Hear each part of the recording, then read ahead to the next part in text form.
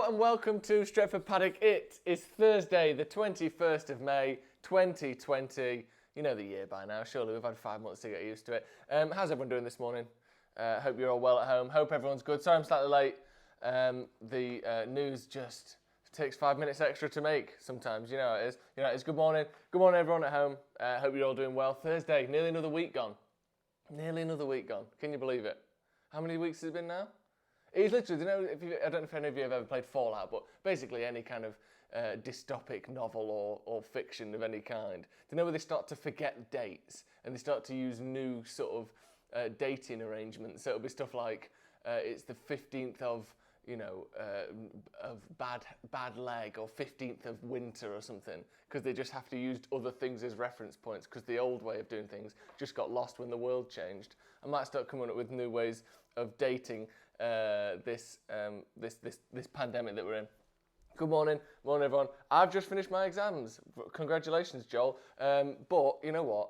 Instead of talking about your exams, let's talk about the news this morning, because we've got a few good pieces of news. We've got some very good news this morning, actually. The first bit of news is coming out of France, and this is that Manchester United are reportedly looking at Adama Traore as a potential alternative to Jadon Sancho. So this is coming out of a French publication called Le Ten Sport. And I've tried to look up how reliable they are. And the fact that I can't find them anywhere suggests to me, we could be on choppy ground here, but I'm letting you know that on the way in. We've got to cover what's going on here. Exclusive, this is being translated. This is being translated from French to English, because they're so French they don't even put it in English. That's one thing I respect about the French. When you go to France, they speak French to you. And they know you're English, and they still speak French to you, even if they speak English. And you know what? Good. That's up to them. That's their prerogative. So again, bear in mind that everything I'm about to read to you is being translated by a machine into English. So if there's some slight, grammatical or sort of, phonetical, interesting points here that I'm going to be saying, it's not because I've got it wrong. It's because, it's been translated by a machine. What more can you expect? Premier League revelation this season, Adama Traore is in the sights of the biggest English and European clubs. Where are we? Let's get to the rest of that. Is in the sights of the biggest English and European clubs. Trained at Barcelona, it was on the Wolverhampton side that Adama Traore's career ended up taking off. Thanks to an impressive physical transformation, just a bit, the Malian winger has made a name for himself in the Premier League thanks to his speed, his size, and his impressive percussion qualities. I assume that means like physical, like percussion, like banging two things together. He's very physical. 4 goals and 7 assists this season, to the point of seeing his name on the shelves of the very prestigious clubs at the approach of the summer transfer window. Indeed, according to our information, Manchester City, Liverpool and Manchester United are already positioned on the Traore file. And on the German side, the Bayern Munich could also play a role this summer if Wolverhampton were open to discussions. At 24, Adama Traore still has 3 years of a contract, but could quickly discover new horizons on the Giants if the Giants of Europe take action. So it sounds as though we're amongst a host of clubs that are relatively interested in him. First of all, let me know in the comments, do you like Adama Traore? How highly do you rate him? Because he's one of those players that 18 months ago, he was so much of a one-trick pony, it wasn't even funny. That was how he was viewed. He's fast, he's strong, that's it. 4 goals, 7 assists this season, that's more of an output. But, the sort of money that's been mentioned about Traore in the past, 50, 60 million, Dan James has got that many goals and assists. I think Dan James has literally got 4 goals, 6 assists, so it's 1 less. Do we think that he's prolific enough? Do we think that he's creative enough? Do we think that he doesn't rely on his speed, on his strength too much? Because they're obviously the things that can be thrown at him. He, for such a long time, was seen as this no-end product guy, but look at him physically. He literally looks like he's made out of steel. He's one of arguably the most muscular player ever to play in the Premier League. Certainly one of. You look at his thighs, you look at the size of him, it's something that he's brought in as part of his game, which is obviously effective. He does good things for Wolves. He's one of their better players, but he's not even guaranteed to start every week for Wolves, which has always been one of my concerns with him. United have been linked with him a few times in the past, and it's kind of an ongoing story, this, that I wouldn't be surprised if United are looking at him, are interested in him, potentially as an alternative to Sancho. I doubt that he is coming in ahead of Sancho on anyone's rankings. I think that's plain to see that Sancho is the number one target, but it does look as though Traore has been touted around a lot of clubs in Europe, United being one of them. Do we like him? I like Traore, but if we're getting Sancho, we should focus more on him, of course. Traore, more like Tresnore, because he's bored of just the idea of it. Other than being 3 times as wide, how is he better than Dan James? I mean, I wouldn't necessarily disagree with that there. He'll go to City if he's on performance enhancers. That's libelous, and that isn't my opinion. That's the opinion of Chris Bride. Someone said it's sunny outside but windy. Okay. I don't see much difference in the end product between Adama and James. Me neither. And I've liked Dan James, but he's 15 million, and I think he's probably just as quick. I don't think he quite has that raw aggression. Well, there's no denying that he doesn't have that raw aggression and physicality that Traore has. But I think if you're looking for a sort of an optimised kind of substitute to bring on late in games when you're trying to chase a game, or you're trying to, I think Dan James is a perfect substitute. Let's say you're winning 2-1 against Arsenal, or against City, or against Liverpool. Put Dan James on the wing, because you're sitting back a little bit because you're trying to hold on to a lead. You just ping the ball down the line, and you get him to chase every single time that their defenders have got the ball. He's a perfect substitute for that situation. I think Traore is a similar thing. I'm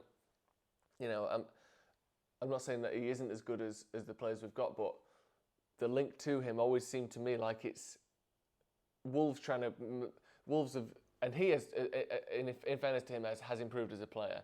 But I think the doubts still remain about him, that he's a bit of a one-trick pony. He's not someone that's gonna, he can't stand up a man, do a trick, get past him, and score himself. He tends to be knock it past someone, smash it across the box, or knock it past someone, sprint past him, stand up and play it that way. He doesn't seem to quite get the goals, I think, for me, that I would expect for a player of his price. Traore wears the shortest shorts he could find, so that is a positive. So maybe he's a one-trick pony, but he wears lovely short shorts.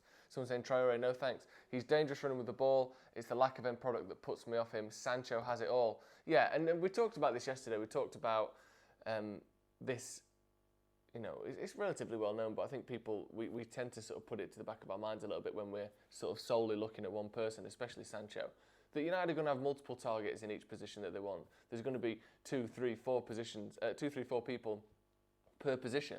Because if we're really desperate for a player, and there are multiple people that suit that role, sometimes you think, well, if we don't get Sancho this season, we might never get him. So at some point you have to start looking elsewhere. Now we'll get to a quote in a little bit, which is one of the best quotes I've ever seen from a Manchester United manager. I'm sure a lot of you have seen it. That kind of refutes that idea a little bit. But United will always have multiple targets for the same position, and because you can't always get your first target. And there are sometimes 2 players that, well, this guy's our number one choice, but this guy is almost as good, and we think he could fit our system. So we're going to go after him. But if he's too expensive, or our reports find that he's a bit of an arse, or they want too much agent fees or contract, that kind of thing, we'll go with this guy. So, when you're trying to rebuild a squad, you don't always get your first choice, as we all know. But someone like Traore could possibly be a decent backup. But it does seem as though the general consensus is, no. Joe, mic's low again. Right, okay, let's change that. Let's up the mic a little bit. There we go. We don't want to go any higher than that because it'll hurt your ears. That looks about right to me. The problem is, because I like to lift my volume a little bit, sometimes if I start off too high, when I do that, it hurts. So I kind of go slightly under where we're meant to be. So when I do increase the volume, no one's ears are bleeding. I think he's more of an athlete than a player, but I am afraid of Traore when we play against Wolves. Yeah, I think sometimes it is a little bit reductive just to call him an athlete, because he's obviously, he's got 4 goals and 7 assists as a Premier League player this season, which is better than most Premier League players. Look at the wingers that most clubs have, someone like Ryan Fraser or something, and you just sort of think, I'm not saying that he's a bad player, but most wingers get less goals and assists than Traore has got. It's like when a striker gets 12 goals or 13 goals, and you think, he's not very good. But most strikers don't get 13 goals. 10 goals is roughly what most strikers get. When you look at all the strikers that clubs have in the Football League, there aren't many that get 20 plus goals. It's between sort of 8 and 13 where you kind of find most strikers, and you think, well, they're not a very good striker, but that's what most clubs are relying on, is that kind of output from players. So I think 4 goals, 7 assists is nothing to be sniffed at, but is it better than what we've got currently? Right, let's move on to our second story, because I sort of, Joe, lift it higher. Yeah, just turn the mic all the way up. Just turn it all the way up so people's ears are bleeding. Let's move on to our second story, and this one is a lovely little quote from Ole Gunnar Solskjaer, isn't it? We're talking this quote that came out yesterday from Solskjaer about. He was asked about buying players and that kind of thing, and he said that he'd rather have a hole in the squad than an arsehole, which is just fantastic, and it's great as well because it sort of reiterates and reinforces this sort of changing criteria that we've seen under Solskjaer. We've all heard it. Some people, calling it Brexit FC and all that stuff because we've targeted predominantly British players. But I don't think that's the case. I don't think it's like, oh, we only like English people. Obviously, we've signed Bruno Fernandes and we've been linked with people from other countries. I think that's a bit of a nonsense, really, but it's just a sort of a funny thing people say.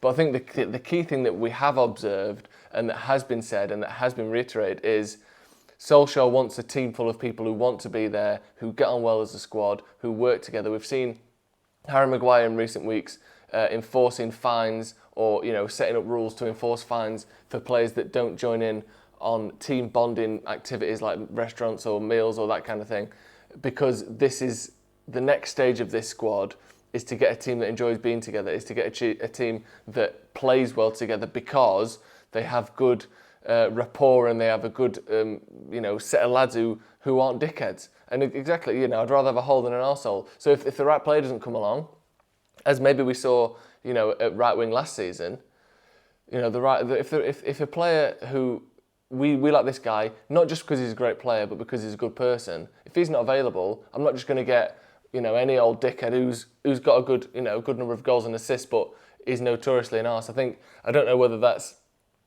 maybe a slightly aimed quote, maybe talking about the likes of Lukaku or Sanchez or people who have left the squad. I'm not sure if that's how it works. Because it's easy to look at it as like, well, I don't want to sign him because he's a dickhead. But there's also a point to be made that a lot of people criticise Solskjaer for letting too many people go and not replacing him this summer. In Lukaku, in Herrera, which I'm not sure it's aimed at Herrera, in Ashley Young, in Chris Smalling, Marcus Rojo, Alexis Sanchez. A lot of people said you haven't replaced the players we've let go. But he clearly would rather get rid of people who aren't good people. And I think that's something to be commended. And I think once you know that that's how a manager works, not only does it gives the fans confidence that this is going to be a team full of people who want to be there, which, as much as people say, oh, I'd rather have good players than people who are just nice and who are just happy to be there, why not have both? We've seen down the years that you can have both. And certainly, if players know that Solskjaer demands that you are a good person, that you are nice, and that you don't have to be nice, but a good person, people might change a little bit. People might think, oh, you know what? If I go there, I've got to do this. He said this before. You can set precedents and you can set standards that people you're not just picking people that fit the ideas you've created, but you can mould people to those ideas too. And obviously, you're not going to change someone from being a murderer to being, Mother Teresa. Actually, people have a go at Mother Teresa, don't they? But you know the point I mean. You're not going to change evil people to being good. But what you might do is set the standard amongst the club and amongst the sort of self-governing sections of a club where people won't stand for certain things anymore. Or if you're doing this, what are you doing? We don't do that, mate. It sets a different standard within a club that you don't come in and take the piss. You're not an arsehole. You're not a dickhead. If you come into Man United, I don't care what you've done before, you come here and that stops, or you'll go. And I think that's a great thing to instill in a club, because what it does is it lends itself to those players being the best they can be at any given moment. Because as we've seen, seen time and time again, confidence is such a huge thing. And what brings confidence? Results bring confidence. And what else brings confidence? Having trust and faith in your teammates, because you know that they're consistent in what they do. You know that there's not going to be argument. I'm not passing to him, or I'm not training with him, or this guy, I'm not picking him up. I'm not giving him a lift home anymore because he's a dickhead. And team spirit and team morale and camaraderie and all those sorts of things have an effect on the pitch. And they do. You see it time and time again. You look at Leicester. Whilst they had an excellent team, they had Mahrez, Kante, Vardy, obviously, were all excellent players. But other than that, they had Wes Morgan and Robert Huth at centre-back. And neither of them are top players. They had Danny Drinkwater, who was proven to be an average sort of centre-mid. There are a lot of players in that squad who, yes, they were dragged through by some top-class talent, but they only have three top players, Vardy, Mahrez, Kante, in that squad. And it was an excellent squad, but one of the things that dragged them through was this camaraderie and this sense of togetherness. And you can see that because they almost got relegated the next season. You lose that. You lose a bit of the sort of connective tissue between all of these teams and all of these players within a team. And all of a sudden, you're not anywhere near where you used to be. So I think bringing up the standard of the personnel and bringing up the standard of the human beings in a club is not something that's, I'd rather just have good players, thanks. I think you can have both. Anyway, what do we think? Exciting, isn't it? I like it. I agree with Ole. Yeah, exactly. Let's have a look at a couple more quotes from that article then, because there's some good stuff in there. According to an interview given to United fanzine, United We Stand, and cited by The Sun, the Norwegian is big on personality and players fitting into the squad dynamic. It would appear as though this was a chief reason behind allowing Romelu Lukaku and Alexis Sanchez to leave Old Trafford, both big calls for Solskjaer relatively early on in his managerial career. He said, I'd rather have a hole in the squad than an arsehole. Personality is so important. We're a team in a team environment. You want players to have a bit of an ego and an edge, but they have to be able to adapt exactly. There are other things I didn't like last year, some personal agendas which couldn't be sorted out until the summer. Moving forward, as long as Solskjaer is given time to succeed, he does seem to have the right managerial ingredient to get the Red Devils back to where they belong. Of course, that's opinion-based stuff there. But it does seem as though having a stable personality and a stable set of players in a particular environment is conducive to improve results. And I think anyone who works in any sort of team, in any walk of life, in any first of all, let's say you're at school, a lot of people perform better for the teachers they like because you're more confident in asking for help. You've got better confidence in yourself because teachers, they put that a good feeling amongst the class that allow people to do the best they can with what resources they can. If you're at work, everyone, people go to work miserable. Everyone knows that increased morale boosts productivity. That is no secret amongst any section of society, is it? So people like to sort of dismiss it in football because, they're just, 250 grand a week, I could try hard no matter what. Well, that's not how human beings work, unfortunately, is it? Because sometimes people, if you've got a blister, you think, it's only a blister. Blisters hurt. And if there's a blister in the dressing room, personality-wise, you think, can't you just ignore him? Or can't you just play with him anyway? You'd hope so, but that doesn't seem to be how human beings work, does it? Because people need to feel comfortable, people need to feel confident, people need to feel as though that there's a feeling in a dressing room or in a workplace where we're all in this together, we're all friends, we're all loving what we're doing. And that produces better results across the board. So football would be no different, despite people thinking, well, it's sport, it's a bit more binary than, personalities and confidence. Absolutely isn't. Anyway, final story of the day. Oh, and it's a good one. You're going to love this. Clickbait of the day coming up, everyone. This is a great one. Look at this for some clickbait. This is the Daily Mirror. I'm looking at you here. Fernandes test results. You're going to love this. You're going to love this. I'll tell you. You won't love it. You might do. Headline from the Mirror today. Bruno Fernandes leaves Man United stunned with test results on return to training. Oh no, he's got coronavirus. He must have, because the only test results that have been important for the last 4 months are whether you've got coronavirus or not. So, of course, the Daily Mirror must be talking about that. Man United star Bruno Fernandes hasn't been able to train at the club's Carrington base in recent months, but that doesn't mean he hasn't been putting the work in. Okay, what's this about then? Also, listen how long it takes for them to get to the actual point of this article. Most Premier League players will be returning to their respective grounds in much worse shape than when they left them. The past few months has seen top flight the top flight's elite, confined to their bedrooms, with the coronavirus pandemic bringing the world to a standstill. Players have stayed in touch via video... What is this article about? Players have stayed in touch via video conference calls, and many have posted clips of themselves working out on mats. What does that mean? But in terms of how much real training they've been able to do, their opportunities have been very limited. That's the fourth paragraph now. Fifth paragraph. Social distancing means that they have had no one to challenge on the ball, no one to challenge them on a ball, and no one shouting words of encouragement from the side of the pitch. We're now onto a picture, we're now onto a set of adverts, we're now onto the next paragraph. Players falling below standards where they should be upon their return to training this week. It is to be expected. Okay, what is this article about? There is simply no way players can be expected to be in peak physical condition following 2 months away from competitive sport week in, week out. Right, can we get to the test results from Bruno Fernandes, please? But, here we go. It seems Bruno Fernandes has torn up the rule book. According to the Manchester Evening News, right, so not even their story, quoting someone else, Fernandes has actually quickened his pace while in lockdown. There we go. A set of adverts, 2 pictures, and a video later. We've actually got to the point of this article. Despite not being renowned for his acceleration, the Portuguese midfielder has ranked among the fastest players at the club, clocking a top speed of 34.27 km per hour based on sprints over 5.5 metres while confined at home. United have been keeping track of every player while they've been working out on a system called StatSport. The same GPS player tracker is used by 10 Premier League clubs.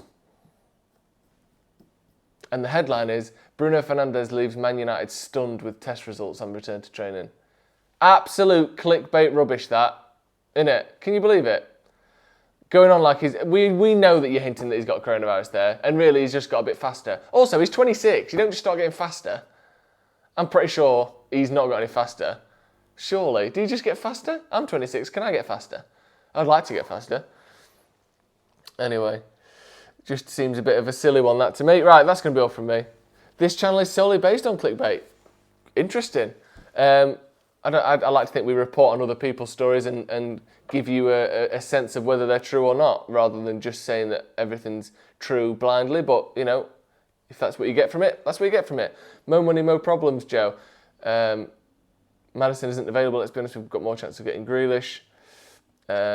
Sounds like a Fergie quote, that one, talking about the Fernandes thing, exactly.